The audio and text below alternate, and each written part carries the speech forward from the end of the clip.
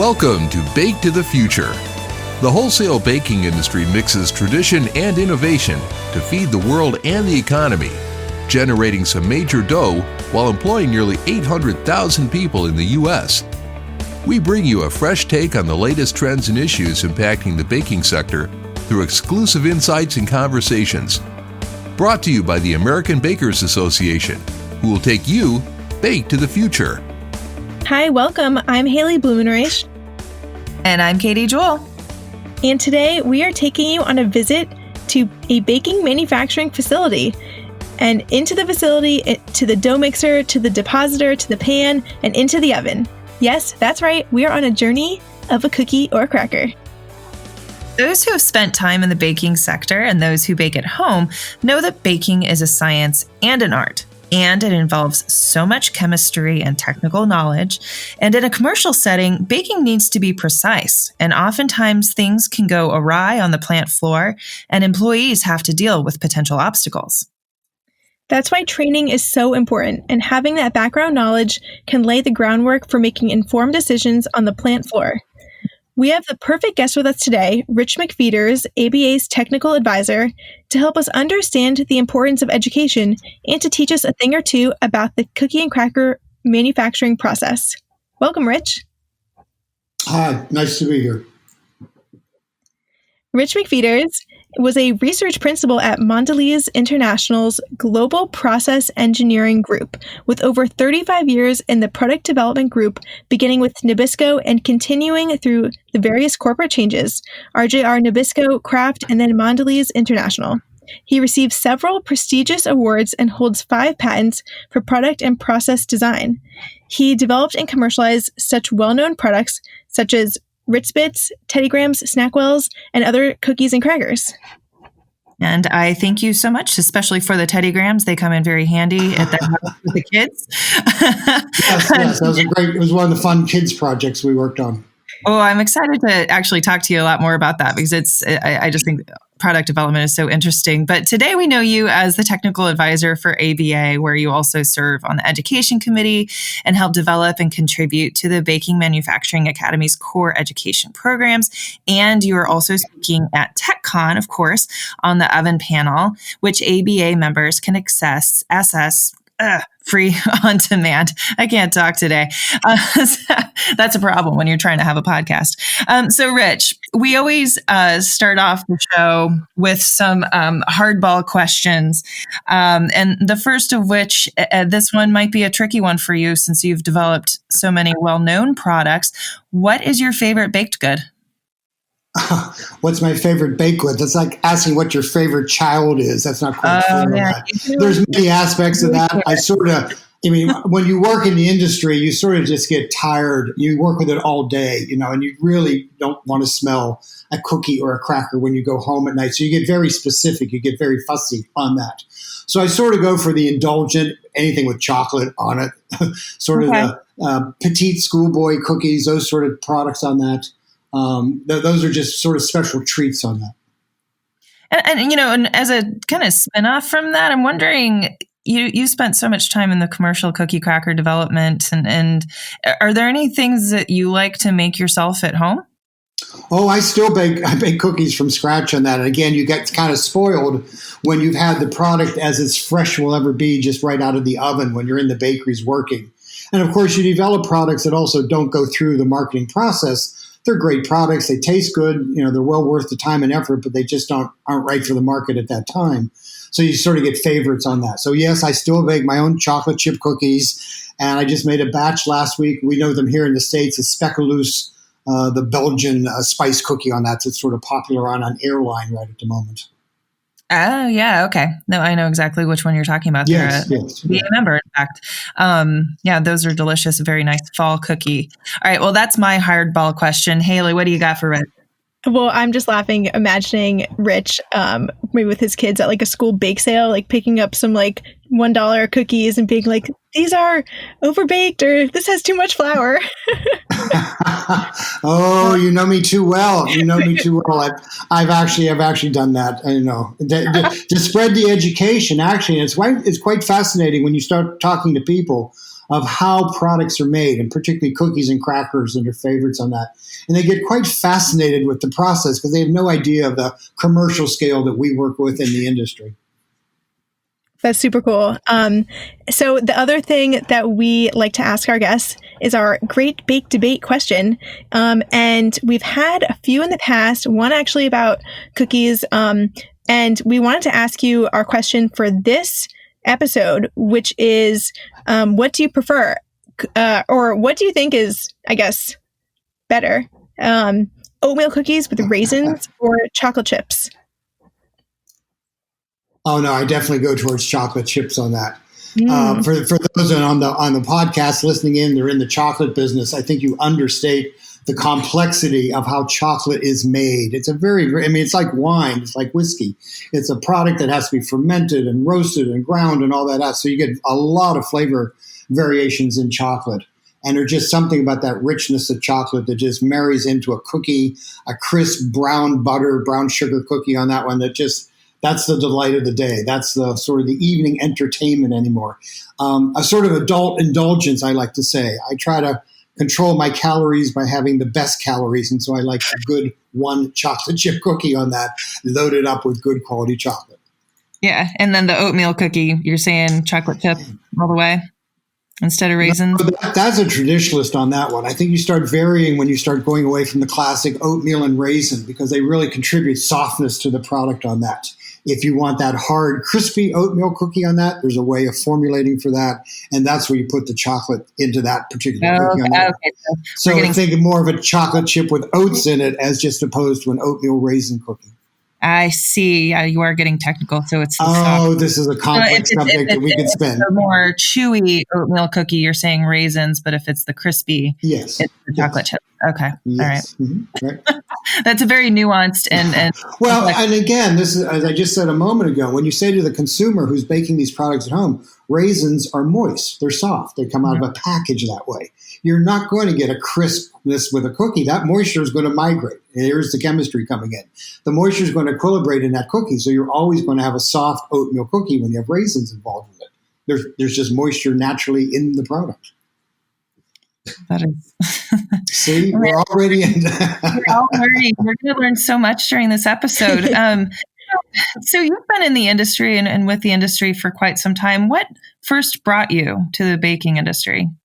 Well, I really started out when back in the Nabisco days, back when we were just straight Nabisco days, actually in the snack business. Nabisco and Frito-Lay were competing against each other in the snack aisle.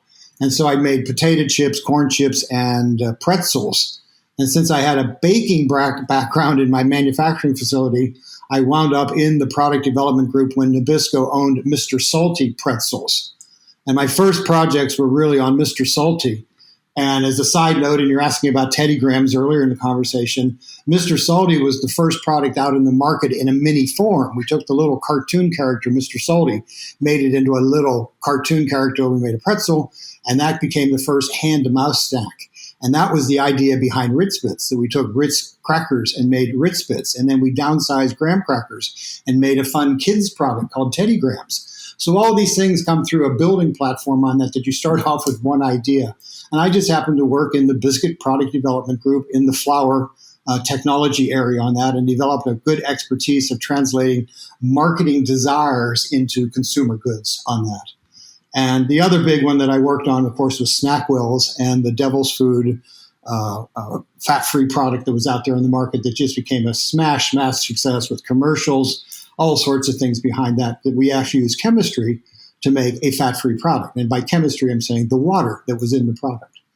So it was just a fascinating career that you sort of build upon one success. And there were disasters in there too. My all-time favorite, I thought you were going to ask me for my all-time favorite disaster previously. All-time favorite disaster was called s'mores for the microwave oven. This was when microwave ovens first hit the consumer markets, probably back in the early 90s, and people were trying to come up with cookies and cakes and brownies and all sorts of stuff. Well, we thought we'd make a campfire marshmallow s'mores in a microwave. And it truly was just a marketing nightmare. It was a production nightmare. It just was a product that wasn't meant to be and died a merciful death on the consumer market.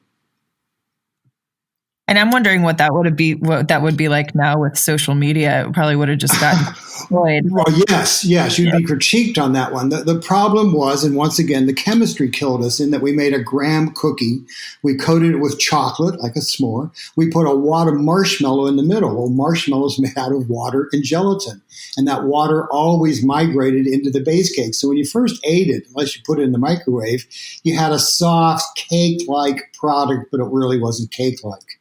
And then when they put it in the microwave, all the water just instantly evaporated, and you either had a hockey puck or something that was so incredibly hot. Think marshmallows around a campfire. You can really burn them, and they're really hot little bombs on that.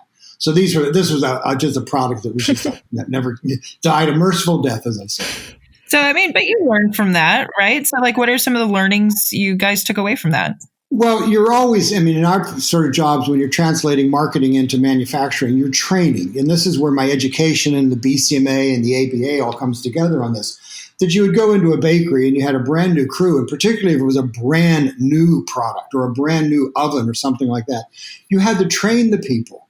And over the years, we saw this need in the industry to train the people in the bakery with first, as we now have the three-prong approach under the ABA, is the entry level. This is for when you're hiring people off the street, brand new employees. As we say, they don't know the difference between a mixer and a Volkswagen. And you've got to take them through some basic training. And that's what the entry-level program is. We train the people coming in that are going to be the workers in the plant. And then now we have the intermediate course on there that if you want to focus on one particular item, say a rotary molder, we have a segment just on the rotary molder that you can either take by yourself or use it to augment your learning as you go on to the master course, the Cookie and Cracker Academy course, which is the 2-year self-study. And we'll probably talk about this more later in the podcast. But this is our approach that we go into the bakery, and that's what I did back in my career days. Again, you went into the bakery, you started training them. You had to start off with the ingredients. You're the guy that put the formula together. You're the guy who's worked with it and done all the consumer testing on that. You know the most about that product. You've got to transfer that knowledge to the manufacturing facility on that. So you start off in mixing, you go down to forming, and then you get to baking and, of course, packaging and on down from there. And one of the things we're talking about at this year's tech conference and what I'm on and talking is the bakers panel, in that most of our operations, most of our manufacturing people just treat the ovens as a hot box. We put raw dough in one side and we get finished product out the other side. And as long as it meets the color and the moisture and the packaging specifications, we're all happy. But as you said in the intro to the broadcast on here, there's a lot of chemistry that goes on within that oven. And you need to understand your oven and make sure that it's working at its highest efficiency. You've paid a lot of money for that oven. You're paying a lot of money to run that oven, just in gas fuels, your economic fuels alone. So you need to really master that piece of oven, that piece of equipment on there, because it's driving your business. It has to be able to be adjustable. You have to understand what happens when the product changes coming through the mixing and the forming department, when you change products, when you're changing SKUs during the production day. All those things come into your efficiency and how to run the bakery. And it basically comes down to how to contribute to the bottom line. And that kind of gets at something that I wanted to ask you about, which is, the process is, has a lot of steps, but where would you see most places run into the obstacles, or where does the complicating factors come in? Well, in some ways, and that's why we're here in the education course on that, there's a severe lack of knowledge transfer. A bakery hires in a new person for the mixing department. They assign him to some guy for 6 weeks who he tags or shadows to learn the job. And then suddenly he's qualified and he's off mixing in the bakery. But guess what? He's brought all his old baggage or his lack of knowledge to that job on that. And so it starts off with sometimes the scheduling department or the company that puts in a new work schedule on that. And they, from one side, it looks very efficient, and we're going to run the bakery better by running what they call a 4-3 shift pattern versus a 5-day-a-week shift pattern. But they don't realize what they're doing to the efficiency of the bakery, because now the people are changing. Every mixing day is a different mixer on that. So the consistency that's coming out of the mix department is very variable. And that drives your bottom line and it drives your inefficiency for the bakery on that. So there's little things that come in along. You hinted in your question, they're coming in there. It's an iterative process. You build upon one step going through there. And it's the same thing reflected again in our education books. We start off with the fundamental chemistry, the fundamental ingredients. We then talk about the mixing, the forming, the baking. It follows the process through. And it's the same thing that you do in the bakery life. We try to mimic in the education programs that we run. That's super interesting. And, I really can hear in your voice, like how important training is. And as you mentioned, ABA has training. We have TechCon, which is a whole day of training. So I know that's something that's definitely a focus for ABA. And luckily, thanks to you, the program has really developed over time. The thing that's somewhat amazing about the whole industry, including the baking industry, is we're an enormous industry. I mean, the amount of money that we do in manufacturing. You said in your intro to the podcast, there's 800,000 employees in the baking industry and that. But there's no education book. There's not books in the universities that tell you how to run a bakery on that. And in some ways, I think this is what our niche fills is the 2-year self-study course was designed for the person in the bakery who either had a limited college education, maybe they're a vet. I encourage the bakeries to hire vets on that, and they don't have a food background, let alone a food science background, but they have a desire to understand their process so they understand why you add in certain things in the mixing sequence to make sure that you're getting the best use of your chemicals in that. I'll give you a quick example on that. A lot of bakeries, when you're making crackers, you use enzymes to modify the dough to get certain dough characteristics and also finished product characteristics. But if you don't treat that enzyme right in the process by dissolving it in cool water, adding it separate from any sort of other chemical ingredients like the baking soda or the ammonium bicarbonate on that, you want to get the full effectiveness of that enzyme. You also want to be very consistent on that. And this is where it goes back to the chemistry of that there's a reason why the recipe card says dissolve in 90-degree cool water on that, or hold for 5 minutes before you put such and such an ingredient on top of it. These are all built on scientific principles in that. And that's why we have to transfer that knowledge to the mixer who's coming in at 5 o'clock in the morning going, hey, I've got to make dough, but doesn't understand the process or what's going on behind it. And during this process, you're talking a lot about, the people who are involved in the learnings that they have. But I know that we've spoken a lot, certainly on this podcast and other ABA events, about the automation and, machines doing a lot of the work that people used to do. And can you talk to us a little bit about the importance of education and automation and the role that education plays as a lot more of the process becomes automated? Yeah. Well, particularly in the North American market on that, is labor costs are so high on that. A lot of automation has come into the manufacturing process on that. There are certain things that you can do automatically. There are packing and stacking and racking and casing and those sort of things that can be handled by machines. But that initial step of getting the product from the oven into the package is very, very critical.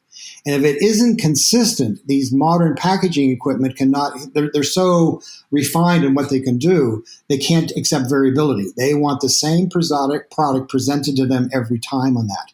And so you really need to start from the end of the oven and work backwards to make sure that everything is as consistent and as least introducing variables to the process as possible. The one thing that's hard within our industry is we're working with I like to call a biological agent. That's called the flour.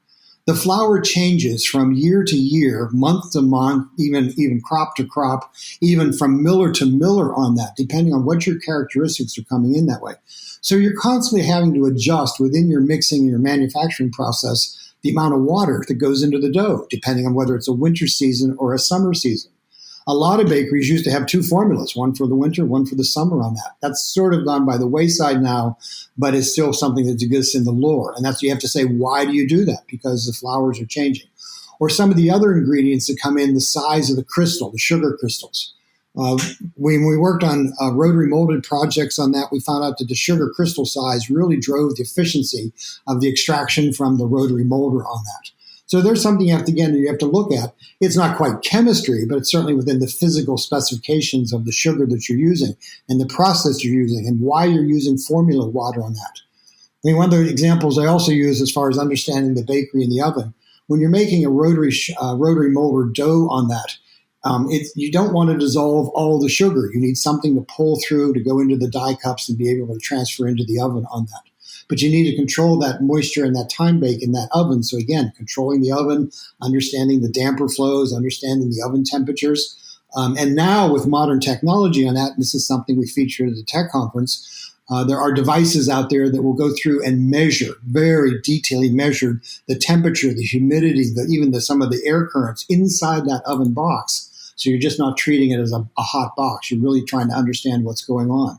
Sometimes things break. Classic examples are the dampers in an oven on that. They get so corroded with dirt, debris, fats, oils, whatever's going up the stack on that they stop working. And you wonder why the oven isn't out of balance. These are sort of the processes that we talk about at the tech conferences and are within the education platforms that we have. I mean, there's a whole section in the book on oven and oven cards and why they're important that way.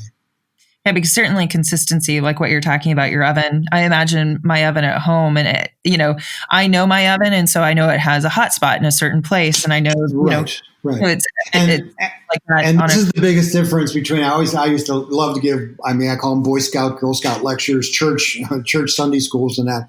Talking about the process when mom's at home baking a tray of cookies and they come out of the oven, and you let them cool down. If one time they're a little dark and brown around the edge, but not fully cooked, guess what? You still eat them. Whereas if they come out of the oven light brown and golden, something else, you still. But in manufacturing, you have to make the same product all the time, consistently. One, so the consumer gets the same quality that they expect when they buy their product. And two, it's how you run your bakeries on that. You can't have variability within the ovens that way. So yes, using your home oven as an example, they're notorious for having great temperature swings around the set point on that. You can't do that in a major manufacturer because you don't have time to go back there and correct it. It's got to be the right time and the right temperature on the product you present going into the oven. For sure. Consistency is key. Before we start wrapping up, I know Haley has some rapid fire questions for you. Okay. What's one piece of advice that you have for companies out there in either regards to people or equipment or ingredients? I'm saying for the small amount of money that the training costs, and the other thing the ABA can do is do on-site. You want to train 20 people at one time? We'll send one of the technical advisors out and do a mass class on that. But you can't invest enough in your own employees. They're the ones driving your business. They're the ones that are there at 2:00 in the morning, starting up and running efficiently on that one. So investing in the training aspect of that is very, very critical to pass the knowledge on, to understand how it goes. Awesome. Okay. Well, I have some questions. We're going to try and do a rapid fire. I'll ask them and then you come back with a response relatively quickly because we're running low on time. Sure. Okay. Here's the first one. What is the biggest change you've seen in cookie and cracker manufacturing in your time in the industry? Elimination of new products coming in there. The major manufacturers tend to take the name brand products and extend the names and the flavor combinations out. So you're not really developing new products. You're building upon marketing that's already existing. Why are cookies called biscuits in the UK and elsewhere? Oh, you now get into the Dutch-German influence that came into both the United States, that the Dutch word for cookies, and please, I'm massacring this, is something similar to cookie on that. It's just one of those traditions that, again, we were anti-British after the revolution on that. And so anything British, as in biscuits, sort of came into cookies on that. Cookies also tend to be more elaborate, chocolate, nuts, all sorts of goodies added into it that way, whereas biscuits are a little bit on the simpler side. Mm-hmm. Okay. This is important information as a viewer of Great British Baking Show. I'm just personally curious. Yes. Well, the same thing they call sugar, castor sugar. What is it? It's still sugar. They call it castor sugar. Okay, next. Yes. Next question. I've noticed that too. Why are so many cookies in the shape of animals? Oh, well, I don't think the majority is out there. Of course, animal crackers, which is more of a cookie than a cracker by its formulation on that, were very, very popular. I'll push the Nabisco product on that. Barnum's Animals was under every kid's Christmas tree or hanging on the Christmas tree. That's why the little string is on the box. So it's just one of those things that are along there. But we have done cartoon characters. We have done superheroes, a bat, you name the thing that's been out there on the market that way. But animals, I don't think there's many people that really truly hate animals and then throw a dog or cat in there and you've got a perfect combination. Or a teddy bear. Or a teddy bear. There you go. Okay, this is the last question. And this was our Great Bake Debate from a few times ago. And I'm curious to know your answer. The question is, how long do you hold a cookie in milk? More like a quick dip, or do you hold it in for a little longer? Well, I was actually following up on the podcast survey, and I was typing in this message. And the great movie that was out a couple years ago, I believe I have the title correct, The Great Exotic Beautiful Marigold Hotel. Judi Dench's character talks about that magical moment that you put your biscuit, here we go, cookie into tea, and you whip it from the tea into your mouth, and there's that sublime marriage of moisture, hotness, and cookie all in one. So I'm going to say I'm on the long side. I'm on the 5 side where it's just about ready to fall apart in the fingers. And you got to get that magical moment to get it from the surface of the liquid, milk, coffee, hot tea, to your mouth and enjoy that great taste and sensation. Yes, I agree with that. Describing that. It's that you really just painted a picture right there. I love that. And thank you so much for joining us today, Rich. Thank you for allowing me to chit-chat. Very, very pleased to do this. Thanks. Yeah. And if you love what you learned today and you want to go more into depth about the oven process and all of the great tidbits of knowledge that Rich has to share, go to americanbakers.org/webinars to watch the recording of the oven panel and other sessions from TechCon. In this case, this year's TechCon, we're going inside the oven and doing a case study with Pepperidge Farm. So that should be interesting.